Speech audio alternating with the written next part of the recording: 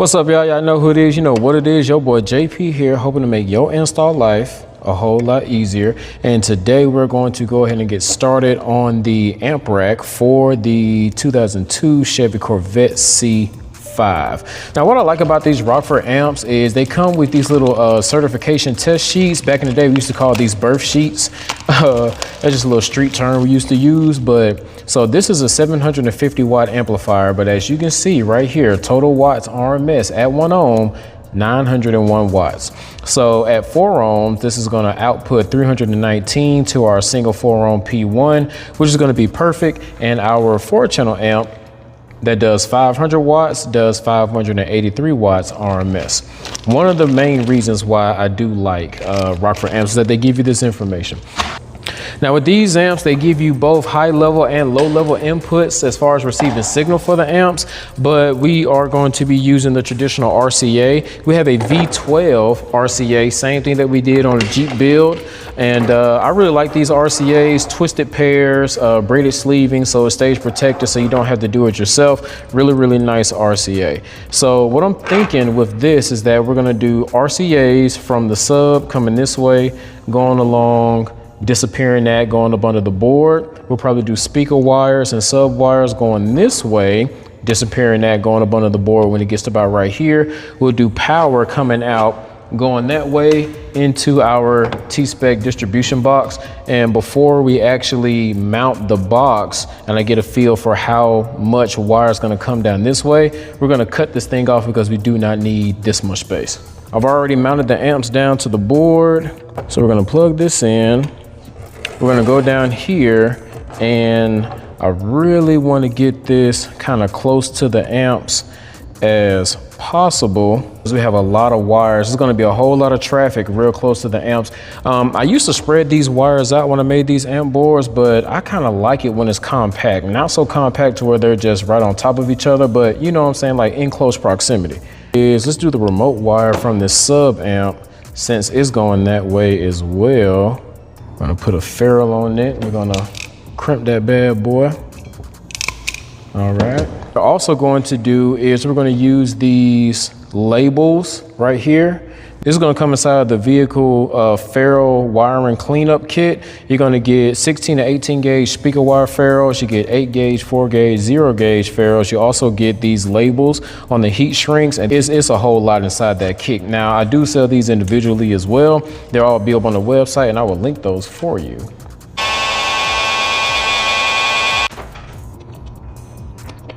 Put it inside there. I almost forgot the bass knob. I ain't gonna lie, it's been a lot of times where I forget the bass knob. We are not gonna forget today. Stick your hands like him down.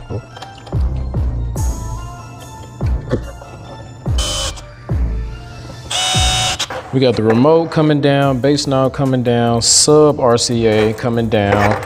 About to meet us over here with the 4-channel RCA. So we want to go ahead and plug in on this one. It has the rear on the left side. It has the pass through in the middle, and then it has the front on the front side. I ain't gonna lie, I don't know if I like that, but ain't nothing we can do about it. It is what it is.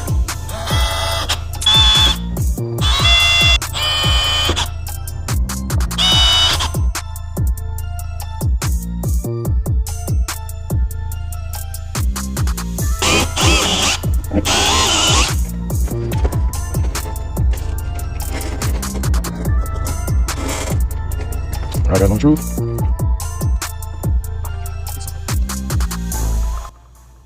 Cool, that's it.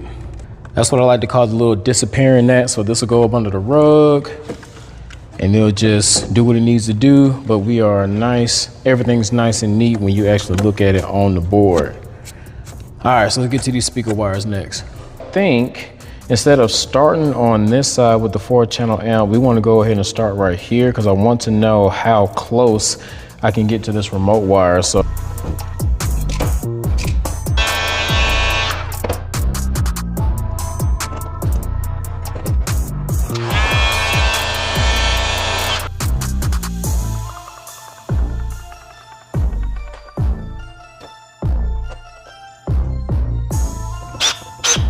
All right, so that's pretty good. I'm okay with that. So we're gonna just put probably about 2 more zip ties, just probably one right here, and then we're gonna use a 4-gauge snap bushing to do another disappearing that, go up under the board, and that one will go to the sub.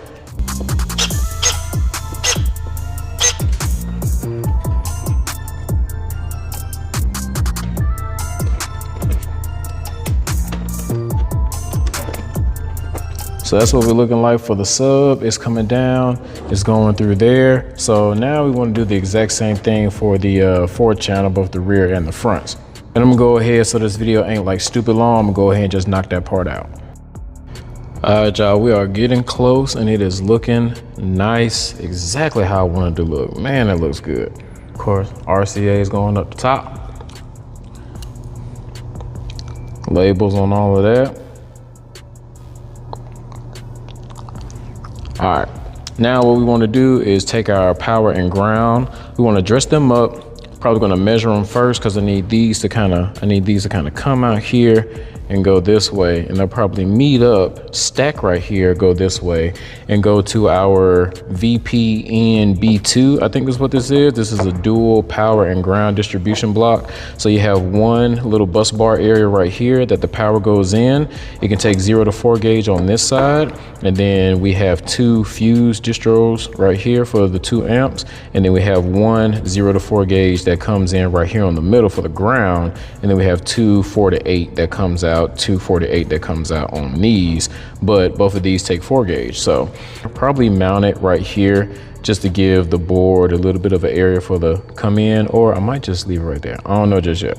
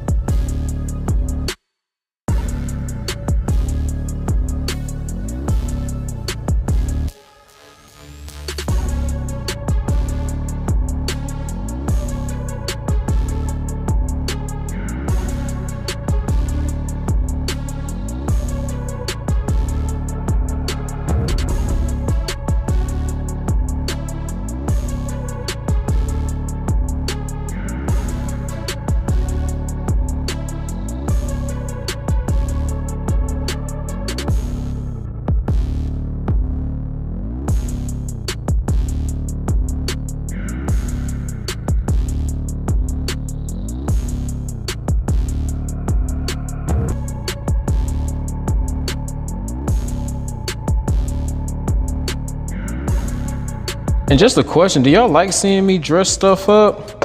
I kind of figured that I can kind of skip this type of stuff because I'm literally just putting braid sleeving on and heat shrink, and I kind of want to make the video a little bit more smoother and not as long. So I used to keep it in.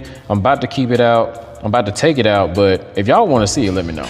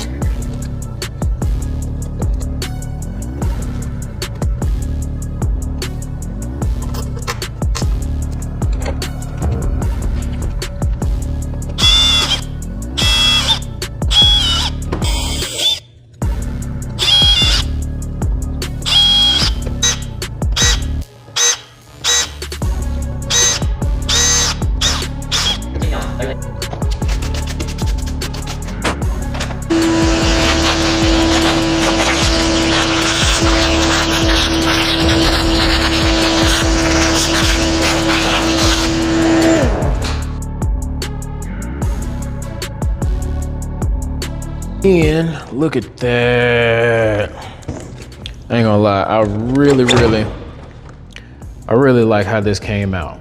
They came out super, super nice. I think I really enjoy the fact that these wires don't just run off the board, but they go down into wherever. That's why they call it the little disappearing act. But just to kind of go over everything that we have power and ground coming out of here, going into the distribution block. We also have power and ground coming out of the 4-channel amp going into the distribution block. We have the sub output coming from the sub amp going into its own little situation. We have the front and the rear speaker wires doing the same thing. Remote, bass knob, and RCAs all going over here, and then they are going to go out at the top, which actually makes a whole lot of sense now that I'm thinking about it, because this is going to go right there at the back of the Corvette, and this is going to be at the top, like right where that hump is at. So what we're going to do, we got 10-foot RCAs instead of 17-foot, because for one, it's a Corvette, you don't need 17 feet. Now, when we put this up, we'll just go right up under the carpet, go over that tunnel, go straight down the center console, right to the back of the radio. So that's going to end up being perfect. All of these are labeled, so you know exactly what goes to what. If this thing ever had to be serviced, of course, take these out and you don't have to guess which one needs to go in which spot. Rear left, rear right, front left, front right, positive and negative is going into the exact same places that they need to go to, positive and negative for the sub as well. So all the things that we're using inside this amp bar, we will put inside the description. So even though this came out extremely clean, we are going to be covering it up. I know it's sad that you will cover up something so beautiful, but also at the same time, I do have another surprise for this client that he has no idea what we're doing yet, and I can't wait to go ahead and get to it. So I don't want you guys to miss it. So if you guys want to stay tuned to the rest of this C5 full audio system build, make sure you hit that like button. Don't forget to subscribe, share, comment if you want to. Till next time, this your boy JP signing out. God bless y'all. Peace.